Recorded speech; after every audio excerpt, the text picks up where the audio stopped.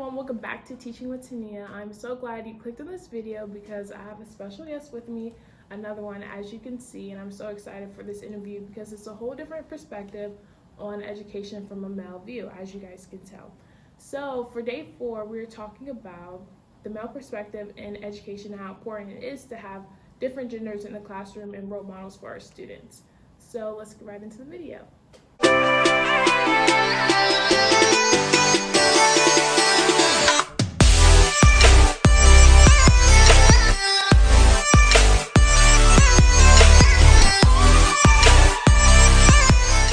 Okay, do you want to share a little bit about yourself?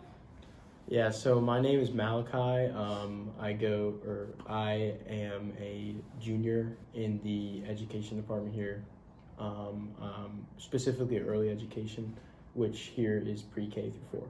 So, yeah. For sure. And we actually, what was it, public speaking class we had together? Yeah, we have public speaking. And that class was super fun. It had nothing to do with education, but everybody in that class got super close, and fun. I love all of them. Okay, so what made you want to become a teacher? Well, I've really always been kind of good with kids, and me and my mom always babysat together, and since probably I was in 8th grade, I've just been babysitting and dealing with kids, especially in the church.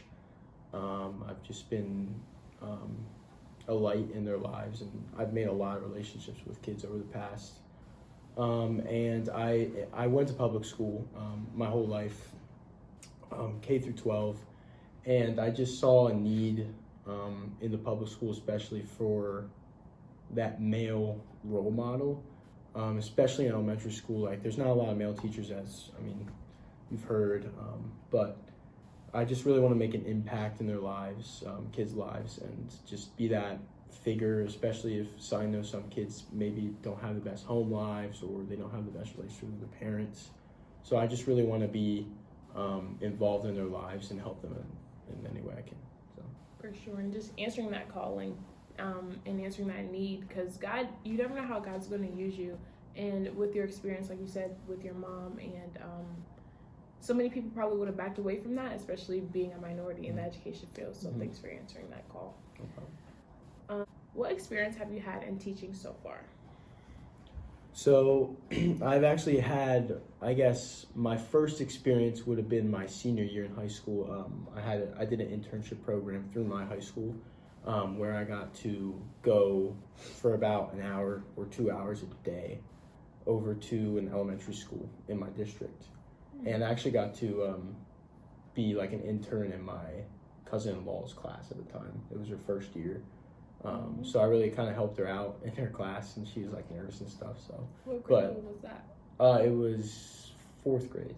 Okay. 4th grade, yeah.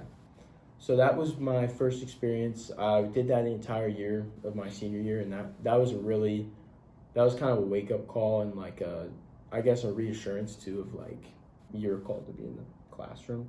And then my other experiences have just been like interning. Like, this is my 2nd semester interning in a school, and I will also be interning next semester too. So just those opportunities here at college have been great. Yeah. In different ways, God has confirmed that calling for you. Yeah. What were you in for your internships? Like, what grade levels were those in?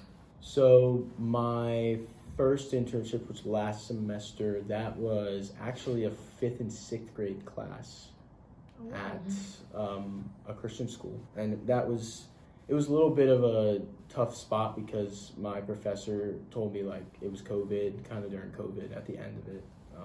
But it was still like he didn't have a lot of placements for me, so I had that was my really only option. But that was also interesting to see like if I wanted to teach in 5th and 6th, because I think we also get K through 8 in Christian schools at this college. So like I saw a different experience of like older kids in the classroom. That was cool. And then this semester I am doing a 4th grade class, or a 3rd grade class, sorry. And that's I love 3rd grade. I think I want to teach 3rd grade. So. Really? Yeah. That's my dream grade too. I didn't know that. 3rd graders are amazing. Yeah, but they say you don't get a pick. I'm like, well, God may have a hand in it. Yes. Well, thanks for sharing those experiences with us. What did you learn throughout those experiences that you've shared? I mean, I've already shared a little bit, but I learned like especially in an internship in the Christian school, like 5th and 6th grade, so a different grade level than I'm used to, but also Christian school, which I haven't really been a part of a lot. Like I was in public school like all of my years, like as a student. So that was like an interesting perspective to just learn from, and like learn that you will be teaching Bible, and that's just kind of cool. Like I saw like the teacher taught Bible, and it was like really cool to like integrate that with school, because I really haven't seen that. No, in Christian school. But like that was just like cool to like see that could be an option for me to do in the future. So For sure, there's so many ways and routes you can go with education. So yeah. So what surprised you the most about studying early childhood education so far? I mean, I think the most surprising thing is like there's a lot of lesson planning. I mean, I know we're told that when we come into the major, but like it's just like it's interesting to see that when you're at school, like how many lesson plans you actually have to write, and like the structure of them and how they have to be structured. And I mean, that's going to be different when we're actually teachers, but it's just, it got kind of like caught me off guard when I was going into some of these classes. So Same. yeah. They're very tedious, and I actually filmed another video if you guys want to check that out on things you should know before you enter the education field. But lesson planning was something I struggled with. Like my first lesson plan took me 3 days to write, and now I'm getting better at it now that I can think through, okay, this is what I need, or attention getter, group instruction. But it caught me off guard as well, so you kind of reaffirmed that for my channel. Now we're going to get into the topic of the video from his perspective. What do you think the male experience in education, especially elementary education, like what is the difference you think, and why is that important? I think like the biggest difference is just here at college, like there's I think 3 people in my classes that like in my class as a junior that are in early childhood education that are guys. So I think that's kind of like interesting to see and be a part of, like just being around like a bunch of like other female teachers like is interesting, like because I mean I haven't always been around a bunch of females all the time, so it's different, but I mean it's also good. And just like in schools too, like I hear all the time like teachers tell me like, oh, we're just so desperate for males and men and stuff, like in the classes, especially in like kindergarten, 1st grade. I hear that all the time from people at church, people in my internship, like other teachers are just like, oh, like can you like come sub and stuff like that. So like it's just like interesting to see like the need, I guess, and like the lack of male involvement in those lower grades as teachers. For sure. So. And you can also see that students need that. Like there are boys and girls that will be teaching, so just to let them know that as a boy or as a man, like you could teach as well, and just realize that representation is so important. Sometimes students don't see themselves in certain fields, and so they're like, oh, I don't want to go there, but seeing you, like that can make a huge difference to a younger boy who just maybe likes teaching as well, and just to be that encouragement to them, and like as you share as well. What advice would you give to other Christian educators like yourself? I would just, I would encourage you as you're going through school, like especially with these lesson plans we've talked about, like I would encourage you to just stick with it, because I know a lot of people who've just kind of given up or switched majors, but if God's calling you to this, then he's gonna make a way. So I would just encourage you to stick with it. Also, I would encourage you to just, if you are already a teacher or an educator, to just look for more experiences. Maybe look for your calling too, as God's called you to where he wants you to be.